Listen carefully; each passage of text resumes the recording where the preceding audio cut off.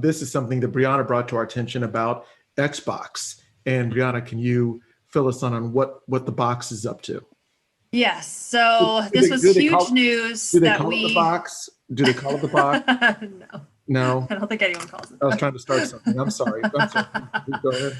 But this was an acquisition that everyone kind of knew was coming for a couple of months. I think they even at least officially had talked about it, but last week basically all of everything was approved, from every level needed. I don't know how all that stuff works, but so Xbox acquired Zenimax, which is the parent company of Bethesda Softworks, which is someone I'm super familiar with. If I think Bethesda, I think of Fallout and Elder Scrolls, but this includes all of their studios, which I don't know how many, but it's a ton of studios. But they also do Rage, Doom, Dishonored, Wolfenstein. I mean, it's a ton. So it's pretty big news. And then the discussion turned to, now that Xbox owns them, does that mean that all of their titles are going to be exclusive? Because that's usually how it works. I mean, that's why they acquire them, so that it forces people to buy whatever console, whatever Game Pass, whatever. But I mean, I'm a little upset just because I don't have a PC that I can play Game Pass really feasibly. And I sold my Xbox for the PlayStation 5. So I will eventually have to figure something out, because the next Elder Scrolls game will come out in the next couple of years. They have a new IP called Starfield that everyone's really excited about. And then that's just one or two of the studios. So then they have all this other stuff. So I mean, it was, I think, $7 million or $1 billion. But anyway, it was a lot of money. But I mean, I think it's money well spent. Xbox now has 23 game studios as opposed to PlayStation's 13, which is interesting because PlayStation is always kind of known for their high level exclusive games. So to me, this almost shows Xbox is at least trying to compete with that by getting some really well-known studios. So it's pretty interesting. But I mean, I've loved Bethesda since, probably the college years. I think when Oblivion came out when I was in college, and so I bought my PlayStation 3 to play it. So they've always had a soft spot. So big news. Yeah, no, that's big news. Yeah. And for those out there, you need to like, share, and subscribe so Brianna can get a computer so she can play. Yeah, either an Xbox or some kind of PC. Yes. No, I love that. I need to. And Brianna, would it be fair to say that PlayStation, and Xbox are in a blood feud? Is that what you're saying? I mean, it's always been that way. Mm-hmm. And it's funny because I follow a ton of people just even on the production side on Twitter, and it's just constant, whatever marketing shtick happened, even I think going back about that far, a couple decades now, it's the PlayStation versus Xbox it's constantly pitting against each other. And even though I fall into the category of play whatever you want on whatever you want, it doesn't matter. I personally like PlayStation more just because I like their single player games. So that's just what I like. And there's other people that like other things. So that might be on Xbox instead. So it's a very diplomatic way of saying it. So, yeah. So PlayStation versus Xbox. I like where your head's at. To the death. Yeah. Yes, exactly. I'll add PlayStation over Xbox. Oh, controversy.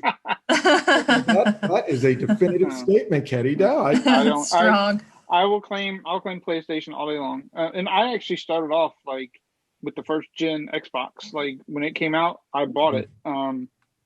But what sold me on PlayStation was around the time the PS3 came out. I had not been sold on it, but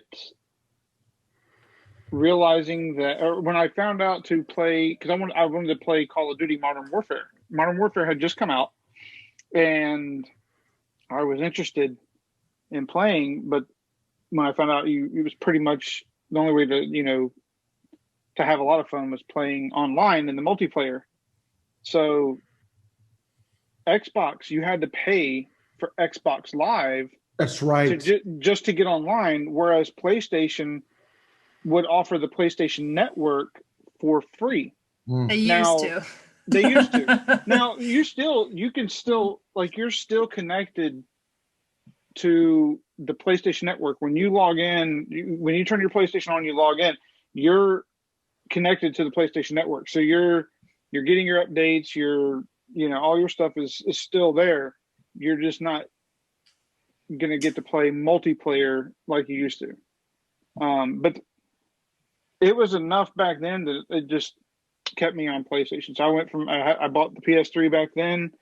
That was around 2007, 2008. And then I bought my PS4 in 2014. And as soon as I can find one in stock somewhere, I'll buy a PS5.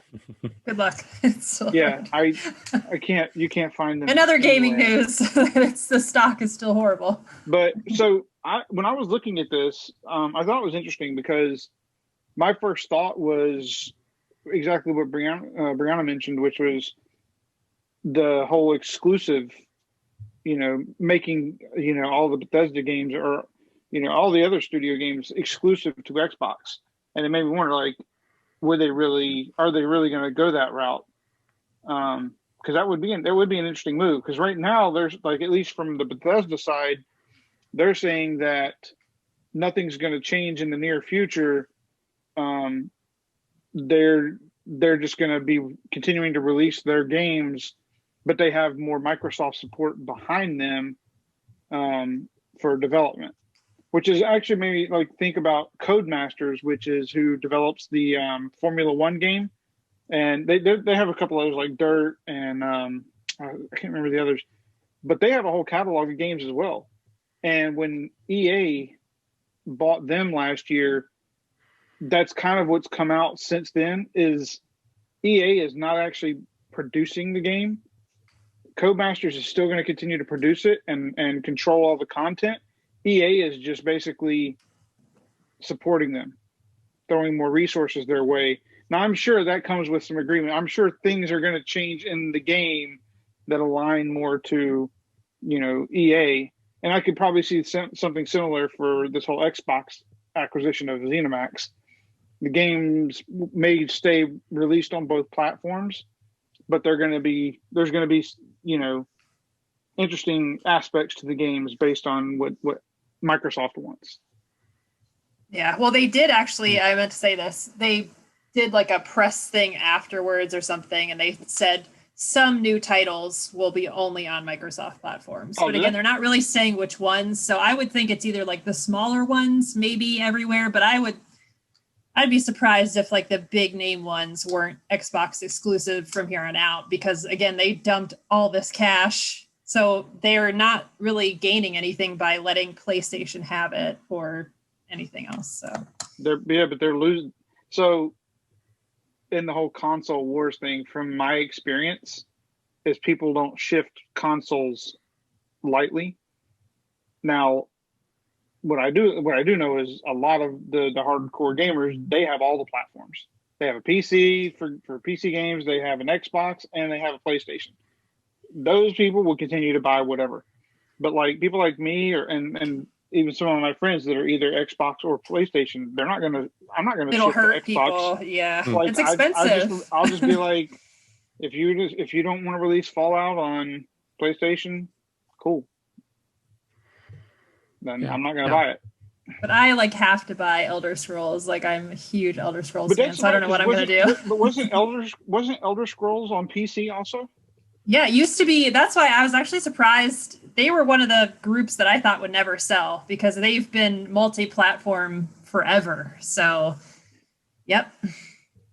Yeah, so that works out Anymore? for me. Like of the 2 hours a month I actually have to play a game, I don't have money or time to devote to either console, so it's only PC for me. Yeah. So if You it can doesn't use Game come on a Pass. PC and it, Yeah. look, and I, don't feel that there's value out of it in a very, very short period of time. Yeah, PC is the only way to go for anything I've got. Yeah, time is always a factor. I have, I Huge. think the PS4, and right now it's a condo for dust bunnies. So that's, A lot of PlayStations, though. I'm afraid. I'm team PS all the way. And, because, as Kenny has said, and this is a quote, in the console wars, Xbox versus PlayStation, the sequel. PlayStation's good. Good stuff. No, that's really interesting. Curious to see how that plays out.